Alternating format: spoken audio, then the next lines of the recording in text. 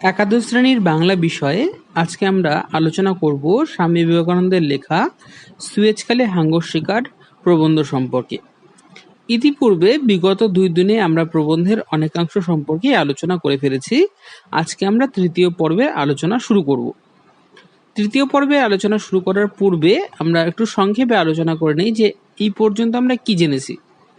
আমরা জেনেছি স্বামী বিবেকানন্দর জাহাজ তারা 14ই জুলাই লোহিত সাগর অতিক্রম করে তারা সুয়েজ বন্দরে পৌঁছান এবং যেহেতু সেখানে প্লেগ রোগের সংক্রমণের আশঙ্কা ছিল, তাই তাদেরকে 10 দিনের কোয়ারেন্টাইন থাকতে হয়েছিল এবং 10 দিন সময় অতিক্রান্ত হয়ে যাওয়ার পরেও তাদের মালপত্র নামানোর কারণে এবং যেহেতু বিজলিবাতি তারা সেই রাত্রে সেখানে মিশরীয় মানুষদের মাধ্যমে জাহাজে লাগাতে পারবেন না, তাই তাদের অপেক্ষা করতে হয়েছিল।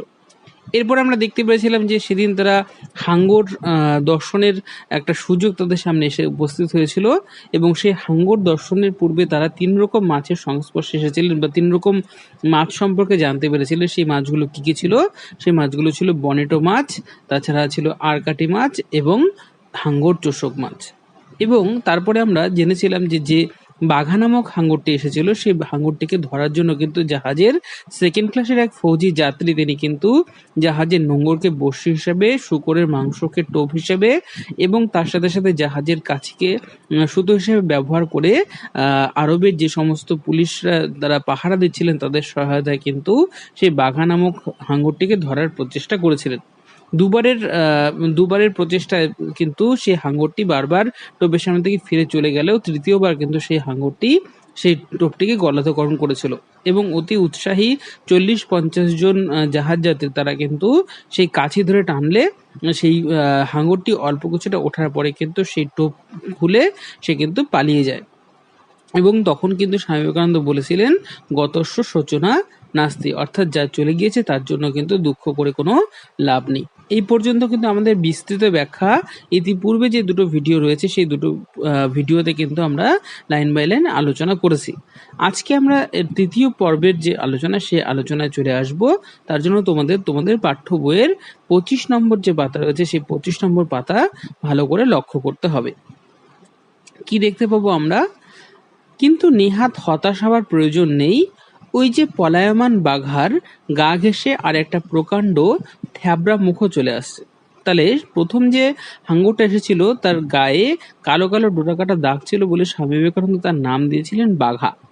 এবার যখন সে বাঘা ফিরে চলে গেল তখন কিন্তু ঠিক তার গা ঘেঁষেই তার পাশ দিয়ে কিন্তু আরেকটা হাঙ্গর জাহাজের দিকে এগিয়ে আসছিল এবং সেই হাঙ্গরটার মুখটা থ্যাবড়া আকৃতির ছিল বলে স্বামী বিবেকানন্দ তার নাম দিয়েছেন থ্যাবড়া মুখো।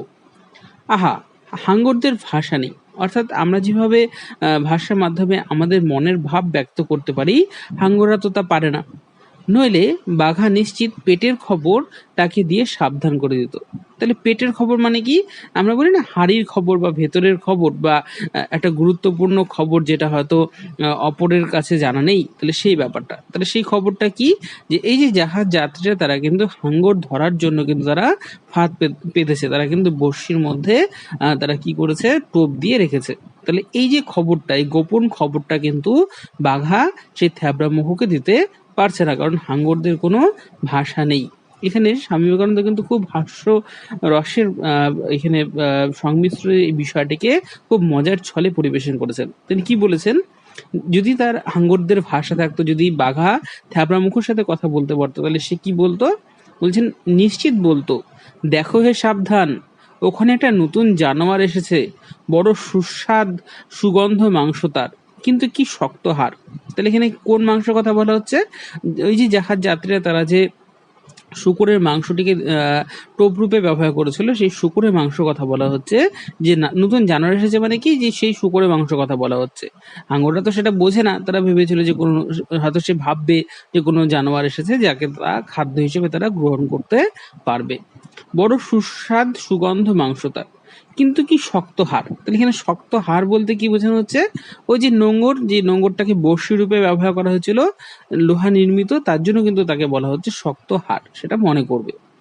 এতকার হাঙ্গরগিরি করেছি, কত রকম জানোয়ার, জ্যান্ত, মরা, আধমরা উদরস্থ করেছি। উদরস্থ করা মানে কি? পেটে পড়ে নেওয়া বা খেয়ে নেওয়া। কত রকম হাড়গোড়, ইট পাথর, কাঠ টুকরো পেটে পড়েছি, কিন্তু এ হাড়ের কাছে আর সব মাখম হে মাখম। তাহলে মাখন মানে কি? আমরা যে মাখন জানি নবনী, সেই মাখনই হচ্ছে এখানে প্রাবন্ধিক মাখন বলে ব্যবহার করেছেন।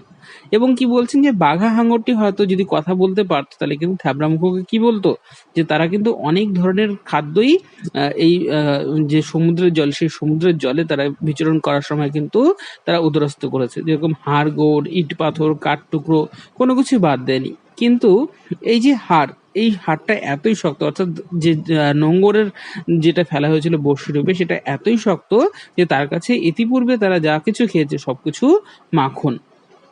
এই দেখো না আমার দাঁতের দশা, চোয়ালের দশা কি হয়েছে বলে একবার সেই আটটি দেশ বিস্তৃত মুখ বেদান করে আগন্তুক হাঙ্গরকে অবশ্যই দেখাতো। তাহলে কি করতো বাঘা? আটটি দেশ মানে কি? আটটি দেশ বলতে কোমর বোঝাচ্ছে। তাহলে হাঙ্গর যখন হাঁ করে, মুখ বেদান করে মানে মুখ খুলে নিয়ে, তাহলে হাঙ্গর যখন হাঁ করে তখন অনেক বড় আকৃতিতে সে মুখটাকে বিস্তার করতে পারে, যেন কোমর পর্যন্ত তার মুখটা বিস্তৃত হয়ে যাবে, এতটা খুলে যায়। সে কথাই বলছে যে যদি হাঙ্গর, বাঘা হাঙ্গর, সে যদি তার মনের ভাবনা থ্যাবড়ামুখো হাঙ্গরকে প্রকাশ করতে পারতো, তাহলে কিন্তু সে তার মুখটাকে সেইভাবেই বড় করে খুলতো এবং খুলে দেখাতো। সেই যে কি বলে জাহাজের ফৌজির দেওয়া যে টোপ, সেই টোপ খেয়ে তার কি অবস্থা হয়েছে। সে তো আর সেটাকে টোপ বলে মনে করেনি, সে ভেবেছিল যে নতুন কোনো জানোয়ার হয়তো সেখানে এসেছে, সেই জানোয়ারের মাংস খেতে গিয়ে তার হাড় দিয়ে হয়তো তার মুখের বা দাঁতের এই করুণ অবস্থা হয়েছে। সেও প্রাচীন বয়ঃসুলভ অভিজ্ঞতা সহকারে চ্যাং মাছের পিত্তি, কুজো ভেটকির পিলে, ঝিনুকের ঠান্ডা সরুয়া ইত্যাদি সমুদ্র মহৌষধির কোন না কোনোটা ব্যবহারের উপদেশ দিতই দিত। তাহলে এখানে সেও বলতে কার কথা বলা হচ্ছে?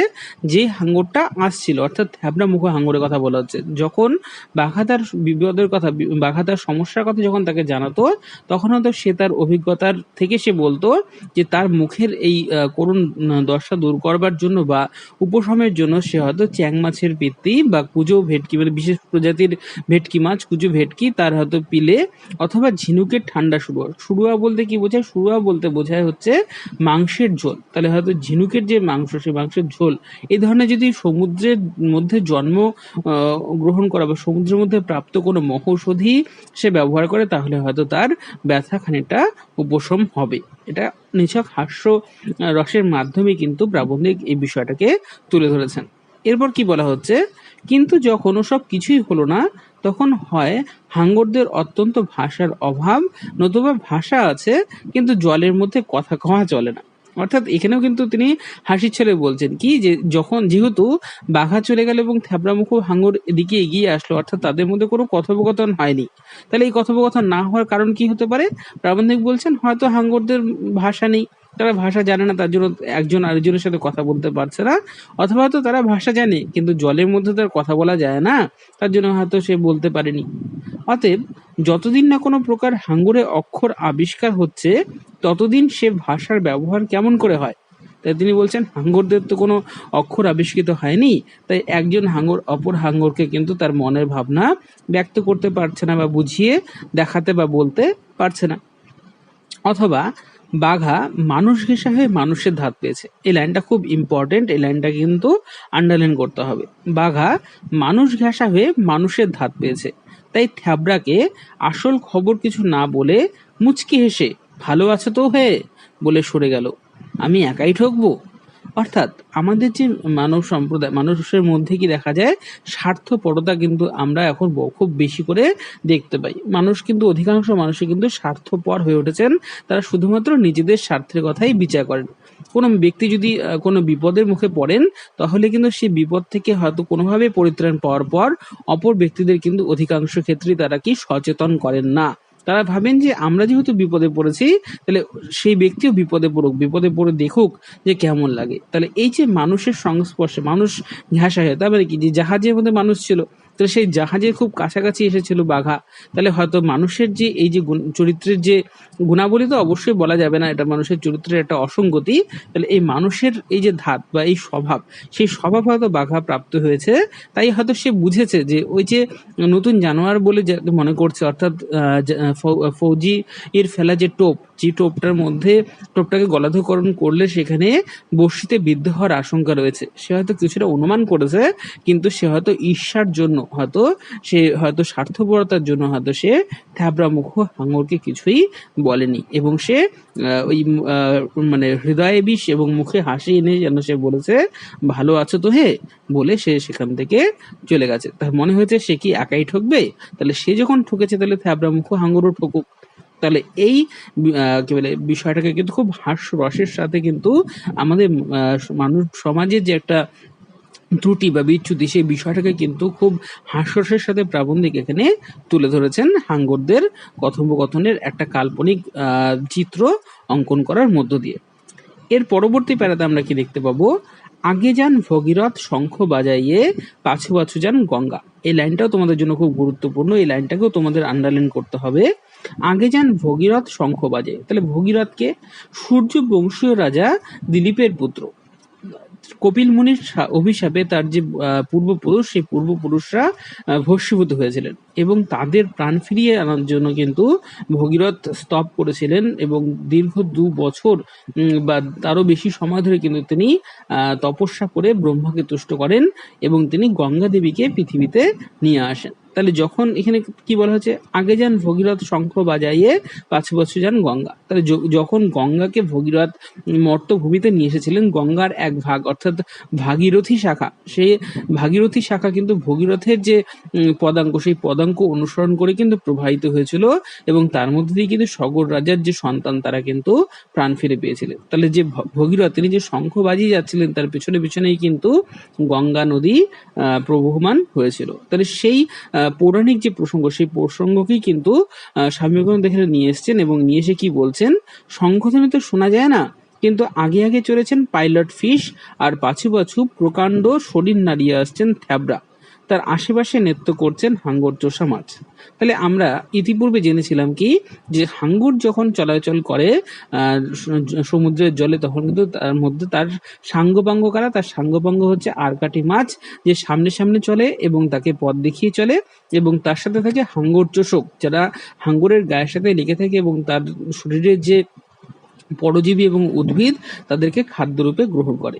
ঠিক এখানেও আমরা তাই দেখতে পাচ্ছি, যখন বাঘা হাঙ্গরটি চলে যাচ্ছে এবং থ্যাবড়া হাঙ্গরটি আসছে, সেই থ্যাবড়া মুখ হাঙ্গরের সামনেও কিন্তু আরকাটি মাছ অর্থাৎ পাইলট ফিশ হিসেবে কিন্তু তারা পথ দেখিয়ে নিয়ে আসছে, এবং তাদের এই পথ দেখানোকে উল্লেখ করতে গিয়েই কিন্তু স্বামী বিবেকানন্দ যথার্থভাবেই ভগীরথকে প্রসঙ্গে নিয়ে এসেছেন। ভগীরথ যেমন শঙ্খ বাজিয়ে আগে আগে যাচ্ছিলেন এবং পেছনে গঙ্গা আসছিলেন, ঠিক তেমনই যেন এখানে আরকাটি মাছ সামনে চলছে এবং তার ঠিক পেছনেই থ্যাবড়া মুখ হাঙ্গর আসছে, এবং তার সাথে সাথে কি আসছে, তার সাথে সাথে হাঙ্গর চোষকরা আসছে, যারা সেই থ্যাবড়া মুখ হাঙ্গরের দেহের সঙ্গে সম্পৃক্ত অবস্থায় ছিল। আহা, ও লোক কি ছাড়া যায়, 10 হাত দরিয়ার উপর ঝিকঝিক করে তেল ভাসছে, আর খুশবু কত দূর ছুটেছে তা থ্যাবড়াই বলতে পারে। তাহলে খুশবু মানে কি, খুশবু, হিন্দি যে খুশবু আরবি শব্দ, এর অর্থ কি, এর অর্থ হচ্ছে সুগন্ধ। তাহলে ওই যে শূকরের মাংস যেটা টোপ রূপে ব্যবহার করা হয়েছিল, তা কিন্তু অনেক দূরের থেকেই সেই হাঙ্গরের কাছে সে তার ঘ্রাণ কিন্তু পৌঁছে যাচ্ছিল, এবং সেই সুগন্ধের প্রতি কিন্তু আকৃষ্ট হয়ে থ্যাবড়া মুখ হাঙ্গর সেদিকে ছুটে আসছিল। তাহলে সে কিন্তু সেই লোভটাকে সংবরণ করতে পারেনি। তার উপর সে কি দৃশ্য, সাদা লাল জর্দা এক জায়গায়, অর্থাৎ বিভিন্ন রং বেরঙের যে মানুষরা জাহাজে ছিল, এবং তার সাথে সাথে সমুদ্রের যে জল, সেই জলের মধ্যে সেই যে টোপ, সেই টোপটা যেন রঙিন বলে মনে হচ্ছিল, তাকে আকর্ষিত করছিল।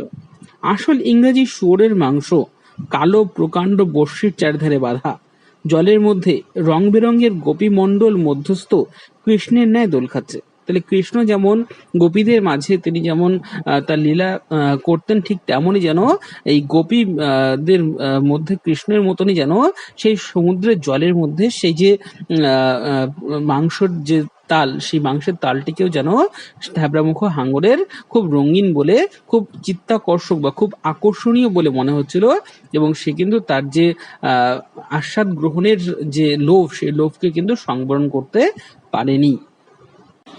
এবারে আমরা পরবর্তী পাতায় চলে আসি, 26 পাতায়। কি বলা হচ্ছে, এবার সব চুপ, নড়োচড়ো না, আর দেখো, তাড়াতাড়ি করো না। তাহলে ইতিপূর্বে তারা কিন্তু বাঘা নামক হাঙ্গরটিকে ধরতে গিয়ে তারা বুঝেছিলেন যে যদি হাঙ্গর ধরতে গিয়ে কেউ তাড়াতাড়ি করে বা দ্রুততার প্রচেষ্টা করে, তাহলে কিন্তু তাদের সেই যে প্রচেষ্টা, সেই প্রচেষ্টা ব্যর্থ হতে পারে, এবং শব্দ করলে বা চিৎকার চেঁচামেচি করলে কিন্তু হাঙ্গরের ফিরে চলে যাওয়ার বা ঘুরে চলে যাওয়ার একটা প্রবণতা থাকতে পারে। তাই কিন্তু তারা কেউ নড়াচড়া করছিলেন না, এবং তারা চুপচাপ সেখানে ছিলেন। মোদ্দা, কাছির কাছে কাছে থেকো। তাহলে কাছি মানে কি, যে জাহাজের যে দড়ি, যে দড়ির সাহায্যে জাহাজকে নোঙর করা হয়, যাকে তারা সেই বড়শির সঙ্গে বেঁধেছিলেন, তো সেই কাছির কাছে থাকা। অর্থাৎ যদি থ্যাবড়ামুখো হাঙ্গর সেই টোপটিকে গলাধকরণ করে, যাতে করে তারা সেই কাছি ধরে তাকে জাহাজের ডেকে তুলতে পারেন। ওই বড়শির কাছে কাছে ঘুরছে, টোপটা মুখে নিয়ে নেড়ে চেড়ে দেখছে। দেখুক, চুপ চুপ, এইবার চিত হলো, ওই যে আড়ে গিলছে। তার মানে কি, সে বেঁকে গিয়েছে, থ্যাবড়ামুখো হাঙ্গর বেঁকে গিয়েছে এবং সে শুয়ে পড়েছে, একটু হেলে পড়েছে সেই টোপটাকে গলাধকরণ করে। চুপ, গিলতে দাও। অর্থাৎ তারা কিন্তু এবার আর কিন্তু তারা তাড়াহুড়ো করবেন না, সেই হাঙ্গরকে কিন্তু তারা পরিপূর্ণরূপে সেই টোপটিকে গলাধকরণ করতে দেবেন। তখন থ্যাবড়া অবসরক্রমে আর হয়ে টোপ উদরস্থ করে যেমন চলে যাবে অমনি পড়লো টান। অর্থাৎ ভালো মতো যখন থ্যাবড়া হাঙ্গরটি সে টোপটিকে গলাধকরণ করলো এবং সে ফিরে চলে যেতে লাগলো, সে ভাবলো যে সে খাদ্যটিকে তার উদরস্থ করেছে, তার পেটে পুরে নিয়েছে, ঠিক সেই সময় কিন্তু কাছি ধরে জাহাজের যে যাত্রীরা তারা কিন্তু টান দিল। বিস্মিত থ্যাবড়া মুখ ঝেড়ে চাইলে সেটাকে ফেলে দিতে, উল্টো বিপত্তি। বিস্মিত কেন? কারণ সে তো একটা নতুন জন্তু ভেবেছিল সমুদ্রের জলে ভাসছে, সেই জন্তুর সুস্বাদু খাদ্য সে মাংস সে আহার রূপে গ্রহণ করবে, এবং গ্রহণ করে সে ফিরে আসছিল। সেই সময় হঠাৎ যে টানটা পড়লো, তাতে যেন সে কিছুটা বিস্মিত হয়ে গেল এবং সে ভয় পেয়ে সেটাকে ফেলে দিতে চাইলো। কিন্তু যেই সে সেই চেষ্টাটা করলো, তখন কি হলো, সেই বড়শিটা কি হলো, প্রাবন্ধিক কি বলছেন, বর্ষি গেল বিধে, আর উপরে ছেলে বুড়ো জোয়ান দে টান, কাছি ধরে দে টান। তাহলে যে মুহূর্তে সে ঘুরে গেল এবং ঘুরে গিয়ে সে সেই টোপটিকে মুখের থেকে বের করে দিতে চাইলো, সেই সময় কিন্তু জাহাজের যাত্রীদের যে টান, সেই টানের ফলে কিন্তু সেটা সেই বর্ষিটা সেই থ্যাবড়ামুখো হাঙ্গরের মুখে আরো বেশি করে বেঁধে গেল। ওই হাঙ্গরের মাথাটা জল ছাড়িয়ে উঠলো, টান ভাই টান। ওই যে প্রায় আধখানা হাঙ্গর জলের উপর। বাপ, কি মুখ! ওদের সবটাই মুখ আর গলা, হে টান, ওই সবটাই জল ছাড়িয়েছে।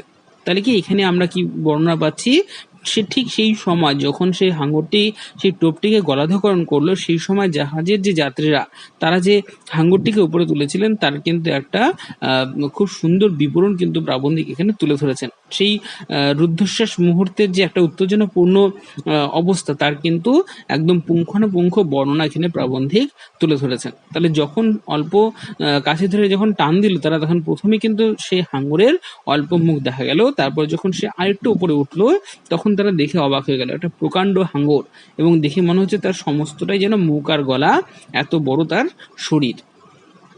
ওই যে বড়শিটা বিঁধেছে, ঠোঁট এফোর ওফোর টান। তাহলে যে বড়শি, সেই বড়শিটা কিন্তু তার ঠোঁটটাকে এফোর ওফোর করে দিয়েছিল, মানে দু প্রান্তে একদম ভালো মতন গেঁথে ফেলেছিল। থাম থাম, ও আরব পুলিশ মাঝি, ওর লেজের দিকে একটা দড়ি বেঁধে দাও তো, নইলে যে এত বড় জানোয়ার টেনে তোলা দেয়।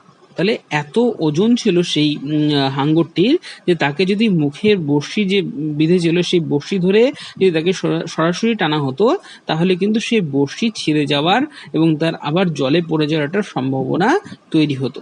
তাই ইতিপূর্বে একবার বাঘা হাঙ্গরকে হাতছাড়া করা জাহাজের কোনো যাত্রী কিন্তু আর এই ঝুঁকি নিতে চায়নি। তাই তারা কি ভেবেছিল, যে ওই যে জাহাজের বাইরে টহল দিতে থাকা যে প্রহরীরা রয়েছে, সেই আরব পুলিশরা রয়েছে, তাদের মাধ্যমে সেই হাঙ্গরটির লেজের দিকে একটা দড়ি বেঁধে তাকে কিন্তু দুদিক থেকে টেনে তোলার। সাবধান হয়ে ভাই, ও লেজের ঝাপটায় ঘোড়ার ঠ্যাং ভেঙে যায়। তাহলে যখন সেই লেজের মধ্যে দড়ি বাঁধা হচ্ছিল তখন কিন্তু আবার জাহাজের যাত্রীরা সেই আরব পুলিশ মাঝিদের কিন্তু সতর্ক করে দিচ্ছিল এবং কি বলছিল যে এত বড় হাঙর যে তার লেজের ঝাপটায় কিন্তু ঘোড়ার ঠ্যাংও ভেঙে যেতে পারে। আবার টান, কি ভারী হে, ও মা, ও কি, তাই তো হে, হাঙরের পেটের নিচ দিয়ে ও কি ও ঝুলছে কি, ও যে নারী ভরি। অর্থাৎ এই হাঙরটিকে ধরে তাদের টানাটানির ফলে কি হলো, হাঙরের নিজের ওজনের টানেই কিন্তু, ওজনের ভারেই কিন্তু তার পেট থেকে তার যে নাড়ি ভুঁড়ি সেগুলো বেরিয়ে পড়লো। প্রাবন্ধিক বলছেন নিজের ভারে নিজের নাড়ি ভুঁড়ি বেরোলো যে, যাক ওটা কেটে দাও, জলে পড়ুক, বোঝা কমুক, টান ভয় টান। তাহলে তারা কি করলো, তারা যে পুলিশ আরো পুলিশ মাঝি ছিল তাদের কি বললো, যে বললো যে ওই পেট থেকে যে নাড়ি ভুঁড়িটা বেরিয়ে গেছে সেটাকে ফেলে দিতে, তাহলে কিছুটা ওজন কমবে, সেটা তো তাদের প্রয়োজন নেই, তাই সেটাকে তারা বাদ দিয়ে দিতে বললো। এই যে রক্তের ফোয়ারা হে, তাহলে সেই হাঙরের গায়ে থেকে কিন্তু প্রচুর পরিমাণে রক্ত বেরোচ্ছিল, ফোয়ারার মতন যেন সেই রক্ত ছিটকে পড়ছিল। আর কাপড়ের মায়া করলে চলবে না, তাই যেহেতু সে হাঙরটিকে টেনে টেনে তারা নিজেদের অনেক কাছে নিয়ে এসেছিল, তাই হাঙরের গায়ের থেকে যে ফোয়ারার মতন রক্ত বেরোচ্ছিল সেটা কিন্তু তাদের কাপড়েও এসে পড়ছিল। কিন্তু কাপড়ের মায়া করলে তো সেই হাঙরকে জাহাজের ডেকে তোলা যাবে না, তাই তারা কি ভাবছে যে আর কাপড়ের মায়া তারা করবে না। টান, এই এলো, এইবার জাহাজের উপর ফেলো, ভাই হুঁশিয়ার, খুব হুঁশিয়ার, তেরে এক কামড়ে একটা হাতওয়ার, আর ওই ল্যাজ সাবধান। তাহলে এই যে আহত হাঙ্গরটিকে তারা জাহাজে তুললো, তারা কিন্তু ভীষণ সাবধান ছিল, কারণ সেই হাঙ্গরের এক ঝটকায় বা একটা লেজের বাড়িতেই কিন্তু তাদের কোনো বিপদ হয়ে যেতে পারে। এইবার দড়ি ছাড়ো, ধূপ, বাবা কি হাঙ্গর, কি ধপাস করে জাহাজের উপর পড়লো, সাবধানের মার নেই, তাই ওই কড়িকাঠখানা দিয়ে ওর মাথায় মারো। তাহলে যেহেতু সেই হাঙ্গরটা তখনও জীবিত অবস্থায় ছিল, তাই কিন্তু জাহাজ যাত্রীরা কোনো বিপদকে তারা আহ্বান করতে রাজি নয়, তাই তারা কি ভাবলো যে কড়িকাঠ দিয়ে যদি তার মাথায় আঘাত করা যায় তাহলে হয়তো সেই হাঙ্গরটিকে তারা মেরে ফেলতে পারবে। আর এই ভারটা কাকে দেওয়া হলো, কি বলা হচ্ছে, বলছে ওহে ফৌজি ম্যান, তুমি সেপাই লোক, এ তোমারই কাজ বটে তো।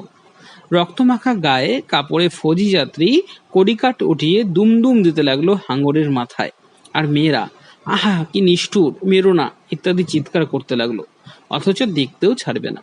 তাহলে কি, যে এটা একটা হিংস্র কাজ, এটা একটা এমন কাজ যে কাজটা সাধারণ মানুষের পক্ষে হয়তো করা একটু কষ্টকর, যেহেতু সৈনিকরা তাদের মন অনেক কঠোর হয়, তাদেরকে অনেক রক্তপাত দেখতে হয়, তাই তাকেই দায়িত্ব দেওয়া হলো কি কড়িকাঠ দিয়ে সে হাঙরের মাথায় বাড়ি দিতে। এবং যখন সে কড়িকাঠ দিয়ে সে হাঙরের মাথায় বাড়ি দিয়েছিল সেই সময় কিন্তু মেয়েরা যাদের মনটা একটু নরম হয় তারা কিন্তু এটাতে কষ্ট পেতে লাগলো, এবং তারা কি বললো, আহা কি নিষ্ঠুর, মেরো না। কিন্তু এই কথা বললেও তারা কিন্তু সেটা দেখা থেকেও বিরত থাকলো না, অর্থাৎ তারা মনের বেদনা প্রকাশ করলেও তারা কিন্তু সেই বীভৎস দৃশ্য দেখতেও ছাড়লো না। তারপর সে বীভৎস কাণ্ড এইখানেই বিরাম হোক। অর্থাৎ এই পর্যন্ত কিন্তু পুঙ্খানুপুঙ্খ বিবরণ প্রদান করার পর প্রাবন্ধিক কি বলছেন, এর পরের ঘটনা কিন্তু তিনি আর পুঙ্খানুপুঙ্খ বিবরণ দিতে চান না। তিনি শুধুমাত্র কি বলছেন, কেমন করে সে হাঙরের পেট চেরা হলো, কেমন রক্তের নদী বইতে লাগলো, কেমন সে হাঙ্গর ছিন্ন অস্ত্র ভিন্ন দেহ ছিন্ন হৃদয় হয়েও কতক্ষণ কাঁপতে লাগলো, নড়তে লাগলো, কেমন করে তার পেট থেকে অস্থি চর্ম মাংস কাঠটুকরো একরাশ বেরোলো, সেসব কথা থাক। অর্থাৎ তিনি সংক্ষিপ্ত পরিচয় দিলেন যে এরপরে কি কি হলো। অর্থাৎ হাঙ্গরের পেটটা তারা কাটলো, তারপর সেখান থেকে প্রচুর পরিমাণে রক্ত বের হলো, যেন রক্তের নদী বইতে লাগলো, এবং সেই সময় তার পেটের থেকে কি বের হলো, তার পেটের থেকে তারা অস্থি চর্ম এবং তার সাথে সাথে মাংস কাঠটুকরো বিভিন্ন রকম জিনিস যেগুলো সে সমুদ্রের জলে ভাসমান অবস্থায় খাদ্যরূপে গ্রহণ করেছে, তার অনেক কিছুই কিন্তু বেরিয়ে পড়লো। কিন্তু এটা যেহেতু একটা বীভৎস বর্ণনা হয়ে যাবে, তাই কিন্তু প্রাবন্ধিক তার পুঙ্খানুপুঙ্খ বিবরণ প্রদান করছেন না। এই পর্যন্ত যে সেদিন আমার খাওয়া দাওয়ার দফা মাটি হয়ে গিয়েছিল। মানে কি, আমরা বলি না দফা রফা হয়ে যাওয়া, মানে শেষ হয়ে যাওয়া বা নষ্ট হয়ে যাওয়া, তিনি সে কথাই বলছেন। তাহলে এত বীভৎস দৃশ্য দেখার পর তিনি কিন্তু আর সেদিন কিছুই সেভাবে খেতে পারেননি, সব জিনিসেই সেই হাঙরের গন্ধ বোধ হতে লাগলো। তাহলে অনেক ক্ষেত্রে আমাদের সাথে এরকম হয়, আমরা যদি এরকম কোনো কিছু ঘৃণ্য কোনো কিছু আমাদের চোখে পড়ে যায়, তাহলে অনেক সময় খাদ্য গ্রহণ করবার সময় আমাদের সেই কথাটা মনে পড়ে এবং অনেক ক্ষেত্রেই আমরা সেগুলো সে সময় খাদ্য গ্রহণ করতে পারি না। প্রাবন্ধিক স্বামী বিবেকানন্দের ক্ষেত্রেও কিন্তু ঠিক এমনটাই হয়েছিল। তিনি কিন্তু সেদিন আর কোনো খাদ্যই সেভাবে গ্রহণ করতে পারেনি। যখনই তিনি কোনো কিছু খেতে নিয়েছিলেন, তখনই কিন্তু সেই হাঙ্গরের গন্ধ যেন তার নাকে এসেছিল। অর্থাৎ তার স্মৃতিতে সেই যে বীভৎস ছবিগুলি, সেই ছবিগুলোই যেন ভেসে উঠছিল। তাহলে আজকে আমাদের যে আলোচনা, সেই আলোচনা এই পর্যন্তই থাকবে। তাহলে আজকে আমরা কি দেখলাম, যে গতস্য শোচনা নাস্তি তিনি বলেছিলেন প্রাবন্ধিক, অর্থাৎ যা চলে গিয়েছে তার জন্য হতাশ হতে না করেছিলেন তিনি জাহাজ যাত্রীদের, এবং ঠিক তেমনটাই হয়েছিল। সেই বাঘা হাঙ্গর চলে যাওয়ার পর থ্যাবড়ামুখ হাঙ্গর আসলো, এবং সেই থ্যাবড়ামুখ হাঙ্গরকে, যেহেতু হাঙ্গরদের কোনো ভাষা নেই, তাই বাঘা হাঙ্গর কিন্তু তাকে সচেতন করতে পারেনি। অথবা প্রাবন্ধিক একটু মজার ছলেই বলেছেন, হয়তো মানুষের কিছুটা সংস্পর্শে আসা বাঘা হাঙ্গরটি হয়তো কিছুটা ঈর্ষা পরায়ণ হয়ে হয়তো সে কিছুটা স্বার্থপর ভাবেই সেই থ্যাবড়ামুখ হাঙ্গরকে হয়তো সচেতন করেনি, যার ফলে সেই থ্যাবড়ামুখ হাঙ্গর সে কিন্তু ওই শূকরের মাংসের যে গন্ধ, সে গন্ধ এবং তার যে লোভনীয় দৃশ্য, সেটাকে সামলাতে না পেরে সে কিন্তু তাকে গলাধকরণ করে সেই টোপটিকে, এবং তার ফলে জাহাজের যে 40-50 জন যাত্রী ইতিপূর্বে বাঘা নামক হাঙ্গরটিকে জাহাজে ধরে তুলতে ব্যর্থ হয়েছিলেন, তারা কিন্তু এবারে আর অসফল হননি। তারা কিন্তু তাদের সকলের সমবেত প্রচেষ্টায় সেই হাঙ্গরকে টেনে তারা তুলেছিলেন, এবং এইবার যেহেতু হাঙ্গরটা অনেক বড় ছিল এবং তাকে তুলতে সমস্যা হচ্ছিল, তার জন্য তারা আরব মাঝিদের সহায়তায় সেই হাঙ্গরের লেজেও তারা দড়ি বাঁধেন এবং দুদিক থেকে টেনে তুলে সেই হাঙ্গরকে তারা জাহাজের ডেকে তোলেন। এই তোলার সময় হাঙ্গরের দেহের ওজনের ফলে তার পেট থেকে নাড়িভুঁড়ি বেরিয়ে যায়, এবং তারা সেই নাড়িভুঁড়ি কেটে বাদ দিয়ে দেন, এবং তারপর যখন সেই হাঙ্গরকে জাহাজে ডেকে তোলা হয়, তখন তার শরীর থেকে প্রচুর পরিমাণে রক্ত বের হয়, এবং তার পেট কাটার পর সে তার থেকে মাংস, কাঠটুকরো প্রভৃতি নানান জিনিস সেখান থেকে তারা পেয়ে যান। এবং এই সমস্ত দৃশ্যই কিন্তু প্রাবন্ধিকের মনে এবং সেখানে উপস্থিত সমস্ত মানুষের মনেই গভীরভাবে রেখাপাত করে, এবং যার ফলে প্রাবন্ধিক স্বামী বিবেকানন্দ তিনি কিন্তু সেদিন কোনো খাদ্য গ্রহণ করতে পারেননি। তাহলে আজকে আমাদের আলোচনা এই পর্যন্তই থাকবে। এখান থেকে যে অংশগুলোর কথা বললাম, সেই অংশগুলো তোমাদের খুব ভালো করে পড়তে হবে, এবং যে লাইনগুলোকে আন্ডারলাইন করতে বলেছি, সেই লাইনগুলোর যে অর্থ এবং তার ব্যাখ্যা, সেগুলো কিন্তু ভালো মতন তৈরি করতে হবে। আমরা পরবর্তী ভিডিওতে এর যে পরের অংশ, সেই পরের অংশ সম্পর্কে আলোচনা করব।